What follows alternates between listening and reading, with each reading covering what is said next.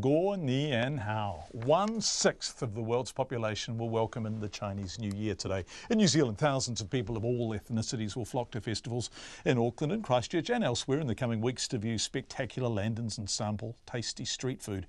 But for many, this is the extent of their interaction with the country's growing Chinese community. Our reporter Jessie Chiang went to have sushi ye fan with the Lee family to see what their experience of living in New Zealand is like. Steaming pots are on the stove and Susan's son is busy chopping up spring onions, a staple ingredient in Chinese dishes. She says Chinese New Year is a family affair for the household, and even after 22 years in New Zealand, it's still an important celebration. Ms. Sun says while her daughters enjoy the festivities, her youngest Brianna doesn't know a lot about her heritage. Because she's born here and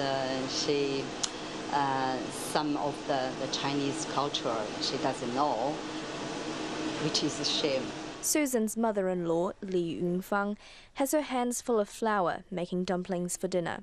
Ms. Li moved to New Zealand from Beijing over a decade ago, and she says while she enjoys living here, it was a difficult transition.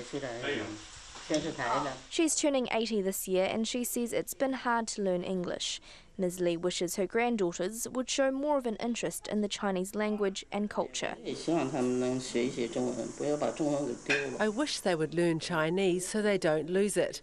Learning Chinese later on is very difficult, especially if you learn it by yourself. It's easier to learn speaking with your family. But for 12-year-old Brianna and her 27-year-old sister Lucy Jacobson, learning about their Chinese identity hasn't been a big priority. Brianna prefers speaking English. Lucy agrees. It's a bit of a hard one because when we came here there wasn't really any Chinese people at all, so I was probably the one or two in my whole year group when we came here in primary school. So I think for me, like, the need to sort of feel like adapting to the Kiwi culture was quite strong, and I've kind of, to my parents' dismay I suppose, sort of kept with that a bit. It's only now that Lucy Jacobson's husband, who isn't Chinese, has shown interest in her culture, that she has started to learn more about her roots.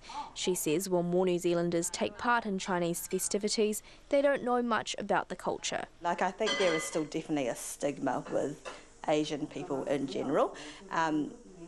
We didn't feel it as much, and I wonder if that's because it was, about 20 years ago that we came here, but now with the Asian population rising and sort of getting more negative stereotypes than positive ones, I think it's kind of sort of made, I suppose some people have a bit of a negative connotation with Asian people, and I think that's mainly just because they hear it in the media or not because they've actually known a Chinese person, so it's more just like word of mouth and getting that message in their minds, really.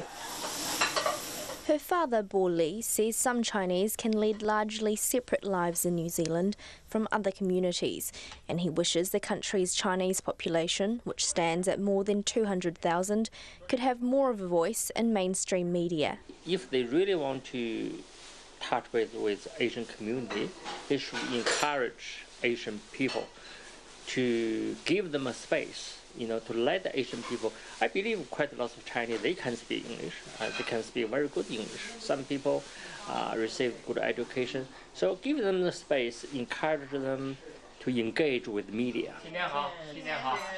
Seated around the table, the family tucks into an array of dishes, including snapper that Mr. Lee caught off Great Barrier Island. The fish represents prosperity for the coming year. It's more than you need, put another way. It's more than you need in English, but in Chinese, 年年有余，余就是你剩下了吧，就是 more than you need. So it's good meaning. So we always have a fish on table for the New Year.